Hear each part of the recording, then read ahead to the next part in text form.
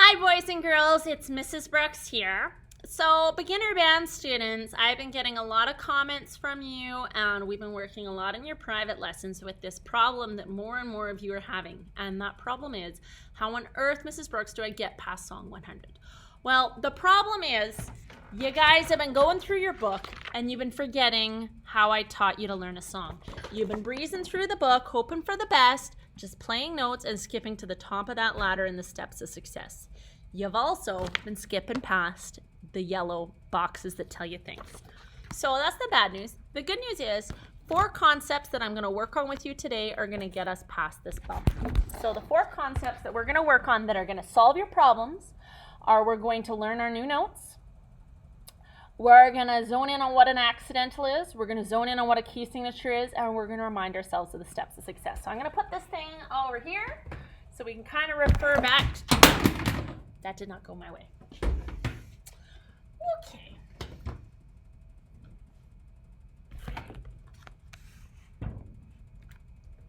So I'm going to put this thing here so we can refer back to it, and I'm going to work you through this. Now, today I'm going to play the flute. So if you play any other instruments, you're going to have to look at your own book and kind of fill in the blanks, but hopefully this will help. So for flute, I'm going to go through and we're going to do song... I had it open. Where was it? We're going to do On Top of Old Smoky, song 108, okay? So if we look here, there's a lot going on. What the heck is this? What's this? Well, we got to back up, okay? So first of all, in your book, and no matter what instrument you have these things kind of here which tell you the fingerings and the names of different notes.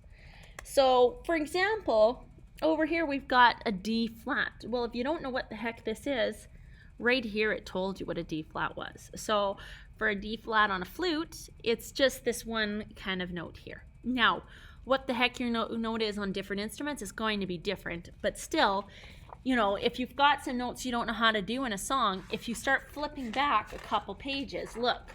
So for the flute, they learned a D flat, an E, they learned an A natural, another E, flip back a little bit more, high B flat, all these things. And again, even if you can't find it just flipping back, all of your books have something like this in the end that tells you what all the different notes are. So you can find the fingering and the note there, okay? So number 1, new notes. I think we can figure that out. So the number 2 thing that's going to help you with new songs is the idea of an accidental. And so this is a little bit more complicated. So we're going to go back to a different instrument. We're going to go back to a piano, because in music theory, all music theory is actually based 100% on the piano. And so basically, the white keys are letters. Now this is my girlfriend's piano for her little girl, so there's all sorts of colors on it. But so basically, the white keys are the letter names. So like this is a C, this is a B. The black keys are your sharps and flats. Now, all of your instruments have different fingerings for sharps and flats, but if you look at it on the piano, it makes a lot more sense. So regular letter notes, sharps and flats. So we would call this note, so if this was a C, the black key to the right of it would be C sharp. A black key to the left is a flat, so B flat. This is an A, so that would be A sharp. This would be A flat. If this was G, this would be G sharp to the right, and this would be G flat to the left. So when you look at a piano, the idea of accidentals sort of starts making a lot more sense. Now, when it comes to your instruments, they're just random different fingerings. So again, you go to your back of your book, and so for flute, and again, if it's a different instrument that you play, you're just going to have to puzzle this out yourself, but the concept's the same. All of you have a book that looks like this. So for flutes, you've got a D natural and a D flat, which is also called a C sharp. And you've got a D sharp, which is also called an E flat. Going back to the piano, why does a note have more than one name? Because you could either call it, so if this is an A sharp, is to the right, but to the left it's B flat. So it kind of just has two names. It's kind of like, you know, you call your mom, but she's also got a name. So I actually have three names. I'm Mrs. Brooks, I'm Mom, and I'm also Sabrina. Just some things have more than one name, and it's just cool, and you got to roll with it. Okay, so I think we kind of got the idea of accidentals down a little bit, kind of, but the rest of accidentals won't make sense until we address this thing called a key signature. So a key signature is the little diddly bob at the beginning of a piece of music that tells you what notes are sharp and flat. So for example, I just opened the book randomly. For song 28, for Eau Claire de la Lune, we've got a flat on the E line and a flat on the B line for the flute. So that means no matter what else is there, all the B's will be flat and all the E's will be flat in this song. And then everything else we would assume is natural. So let's go back now to our song called On Top of Old Smoky. So we look at the key signature for song 108 for flute. We've got a flat on the B line, so all the B's are flat. We got a flat on the E line, so all the E's are flat. But we also now have a flat on the A line, so that means all the A's are flat. That means everything else is natural. However, if you look over here, we randomly got a D flat. So because it's not in the key signature, we would call that an accidental. So any note that has a sharp or flat just randomly in the middle of the song, that is what we call an accidental. And it is what it is. Use your fingering chart in the back to figure out what it is. Anything that's here is in the key signature. All right, so we got our new notes, we got our accidentals, we got our key signature. So the last thing I taught y'all at the beginning of the year is the steps of success. And so the steps of success was the idea that we break down a song. And so we start with the rhythm. So dollars to donuts, every one of you that I've had a private lesson with, you've been skipping ahead and you've just been trying to go through and just play. And you're going along and you're going, and you're just trying to play the song, just jumping ahead. So let's break it down. So step one, we've got the rhythm. So for 108 here, we've got ourselves a time signature of 3/4 time. So that means there's 3 quarter notes to the bar, and we've got a pickup note. So that means it's going to start on beat 3. So 1, 2, 3, 1, 2.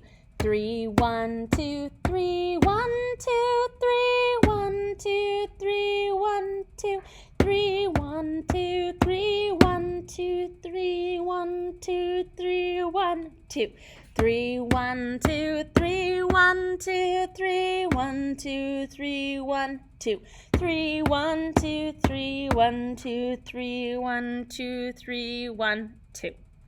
And we stop on beat 2 because the pickup note was our beat 3. So we can see that we're now clapping and counting in terms of time. So we're now looking at things in terms of time, because going ta ta ta ta ta ta, they're not really note names anymore because we've got all these ties. So here we've got a tie, we've got a dotted, first of all let's remind ourselves, so this dotted half note. If it's a half note with a dot, it's worth 3 beats. Now, if you forget that, if you see a shape you don't know, you just got to flip back in your book until you find it. So we introduced the dotted half notes way back when you were with me for sure. We learned it back on page 14. And we also talked about ties. So remember, a tie is when you add the values of notes together. Dotted half note. So if you've forgotten, that's what the yellow boxes are for. So back to 108. If we're trying to figure out how many beats long this note is, we've got a dotted half note, which is 3 beats, tied to a quarter note, which is a ta. So we've got 3 plus 1, so that's 4. Over here, we've got a dotted half note, a dotted half note, and a quarter note. So we've got 3 plus 3 plus 1. So 3 plus 3 is 6, plus 1 is 7. So 7 beats. So 3 plus 3 plus 1, 7 beats. So one more time, let's sing the rhythm. Ready? 1, 2, 3, 1, 2. 3, 1, 2, 3, 1, 2, 3, 1, 2, 3, 1, 2. 3, 1, 2, 3, 1, 2, 3, 1, 2, 3, 1, 2, 3, 1, 2, 3, 1, 2, 3, 1, 2, 3, 1, 2, 3, 1, 2, 3, 1, 2, 3, 1, 2, 3, 1, 2. So the next note when we were doing the steps of success was not just jump out to your instrument and play it. It was figure out the note names. So the note names are going to be harder now that we're in song 100 because we've got new notes, we've got accidentals, we've got key signatures. So backing up a step, our key signature means B flat, E flat, and A flat. So everything else is natural unless we hit an accidental.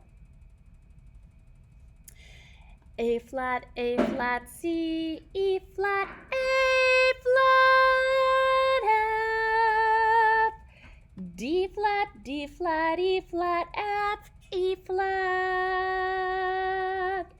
A flat, C, E flat, B flat, C, D flat, C, B flat, A flat.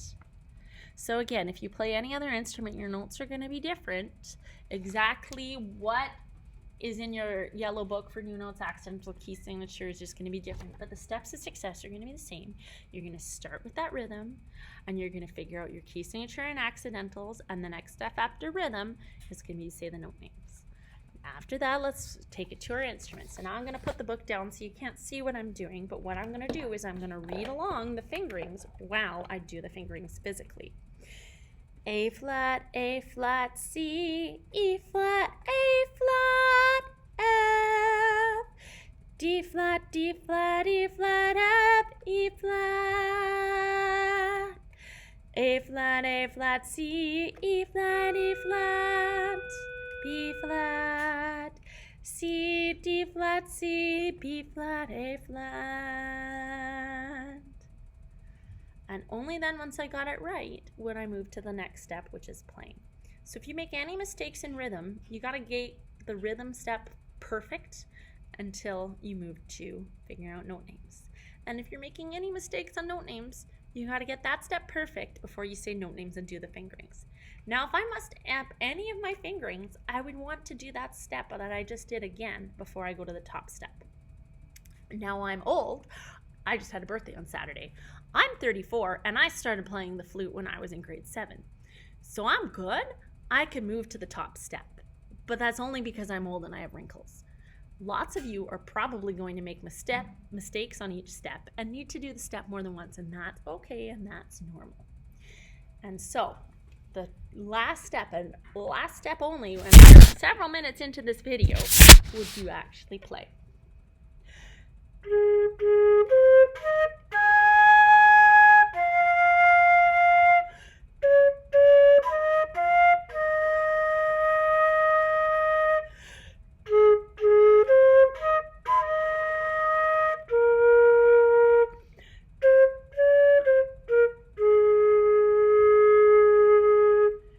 So, finally, how would I know if I did it right? Well, again, I got these wrinkles, so I'm old, so I know I did it right.